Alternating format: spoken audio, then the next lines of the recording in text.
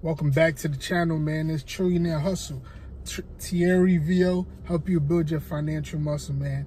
I know I messed up on that intro, but anyway, like, subscribe, comment down below, man. Listen, man, thank you everybody who's been watching the videos and paying attention. You know what I mean? Buying some of the stocks I'm talking about, or not buying it, or bringing certain stocks to my attention. I appreciate all of y'all, man. Like I said, iron sharpen iron, and that's all I want this channel to be about. Everybody getting ahead, man. I love y'all. I want to thank everybody who's ever watched the video. You guys are definitely appreciated, man. I love all of y'all. But anyway, this video is going to be a little sad video, right? It's going to be about, well, not stocks, but a sector that I was involved in, and I completely got out that sector, guys, and I regretted it. So I know I always talk about, oh, I did well in this stock, or this stock that's going to be, this stock is going to be great in the future. But hey, I make mistakes too. So I'm just trying to show, like, hey, I make mistakes also in investing. So this was a mistake I made by getting out of this sector too early. That's what I feel like the mistake is. And you know, and right now I'm just licking my chops like, damn, I should have stayed in and made all that money. But anyway, the sector I'm talking about obviously is the oil sector, petroleum, if you didn't know. Now I'm gonna name 4 stocks. At one point, my portfolio was about 40%. 40% was in all this sector alone. So if you remember when the pandemic first happened last year, before they started talking about the coronavirus, in January, oil prices went off. All prices went off the rockets. People thought we were running out of oil. Go back and check the news. That's what originally happened first. Oil prices had shot down. Oil prices were shot. So the oil sector was taking a big hit, and then the coronavirus happened, and then everything else happened with the coronavirus. But when the oil sector first went down, I jumped in heavy because I just felt like oil, we all need oil, but I did not understand exactly just how important oil is. I just was thinking about it from the point of, I live in Texas. Every car has oil, needs oil to run. And I just thought about oil cars. That's the only thing I thought about. I didn't do enough research, and I'm just admitting my mistakes. So when all of these oil companies that I ever wanted to buy before, they were on my radar, they shot down all the way like that. I bought a bunch of them. Well, 4 companies I focused on, but I had a lot of shares in all 4 of them. So these companies were, I even hate, because bro, I feel so bad because I missed out so much money. But anyway, Marathon Oil. I had bought Marathon Oil in May. It had went all the way down to about $5.34 a share. I bought a bunch of shares at $5.34. I sold it in December at $6.25 a share.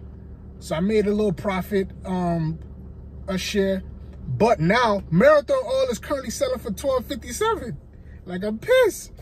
Exxon Oil. I like the Exxon a lot. I bought Exxon in how much was that?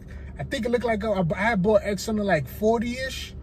But long story short, no, I sold it in 40-ish. I had bought it for less than 40. I sold it when it got to 40-ish. But currently right now, Exxon is going for $60 a pop. Like, bro, I'm pissed. And this is the most, one I was proud of the most, because I found this company. This is not a famous company. I found this company, did the research. I bought the stock, but I didn't do enough research because I wasn't completely committed. Pioneer Resources. Funny thing is, Pioneer Resources actually headquartered out here in Dallas. I did an interview to go work in their IT department, right? Funny story. So they didn't hire me for the IT department. Out of spite, I went home and bought the stock. So out of spite, because they didn't hire me for the IT department, I went home and bought the stock, guys. But after I bought the stock and kept on doing research, so I found out Pioneer Resources actually had a contract with, I believe, was the Gulf of Saudi Arabia, one of those places over there, right? Where there was the only company allowed to drill over there. So I thought that was pretty interesting. So that's how I loaded up on it. Guys, I loaded up on this. It was $67 a share when I was buying it. I loaded up on it. I made nice profit though. So I'm not that mad about Pioneer Resources. So when I sold it when it was $100 a share. So I made about what, $33 on each share, and I had a lot of it. I had bought this for $33. So I made some good money off Pioneer Resources. But Okay, I sold it and made some money when it was $100 a share. Guys, today Pioneer Resources is at $154 a share. Like, I'm pissed. $154 a share, man. I would have more than doubled my money, man, but I was a little, you know what I mean? I was a little too antsy.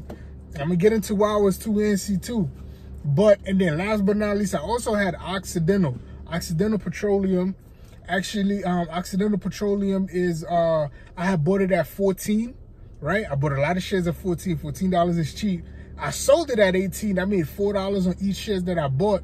But today it's selling at $27.99. Like, I'm me and I'm pissed. Like, when I look at my portfolio, yeah, the gains is nice, but man, bump them gains. I look at the ones that I lost on, that I either sold too quickly or companies I didn't do enough reason I lost money on. I focus on the losses, man. The wins, I expect the wins. I'm not trying to sound confident, cocky, or anything like that, but the wins gonna come. But yeah, I don't focus on the wins, man.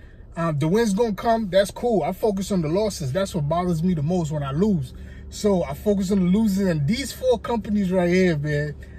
I mean, because I didn't do, like I said, man, I bought it when they all crashed down, and if I would have held longer or held on still to this day, right, I would have made crazy amount of money, or I still would have been made crazy amount of money, man. But I'm gonna get into the reasons why I didn't hold, and this is the reason. Don't be like me when it comes to this. Do your research, right? If you do enough research, that is what's going to give you confidence to invest properly, to keep investing even when the water is shaky, right? You want to, because you did enough research, you understand how the company works, you understand what's going on. That's going to give you confidence in tough times to hold your investments.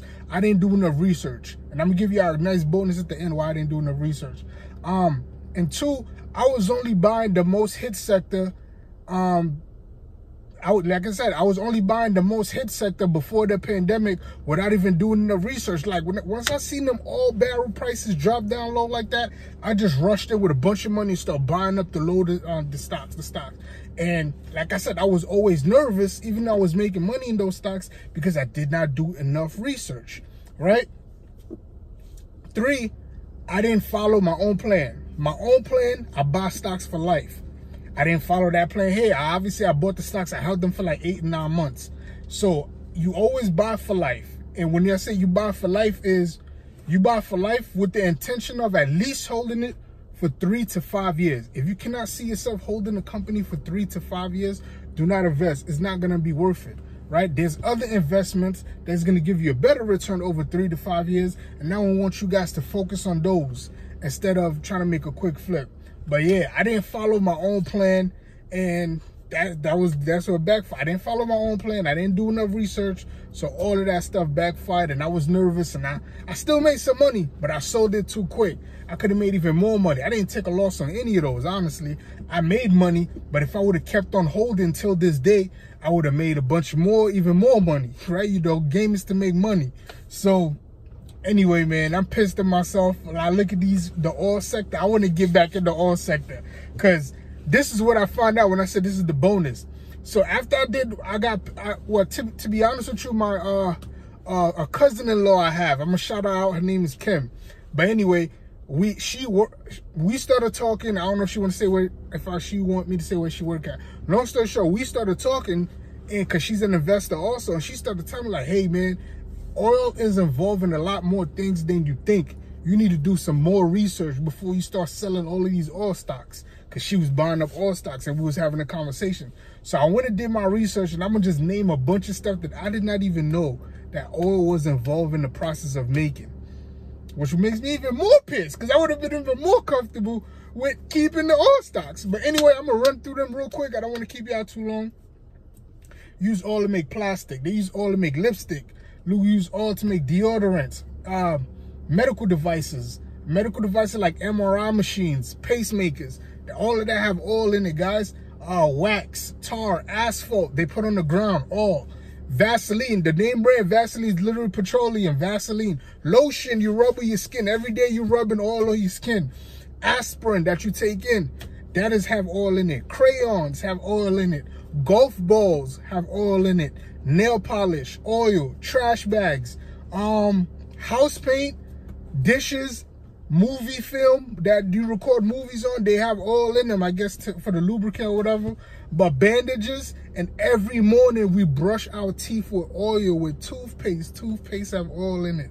And even though we're going away from the burning fossil fuel thing, and we're going into more of a clean energy, and by going into clean energy, we need like a lot of solar panels, and even solar panels have oil in it. That is crazy. The amount of stuff I found out about oil, man, was crazy. And like I said, I'm pissed at myself for selling stocks in those 4 companies, because I'm not trying to brag, man, but I had a lot of stocks in those companies. I made good money. But I could have made more.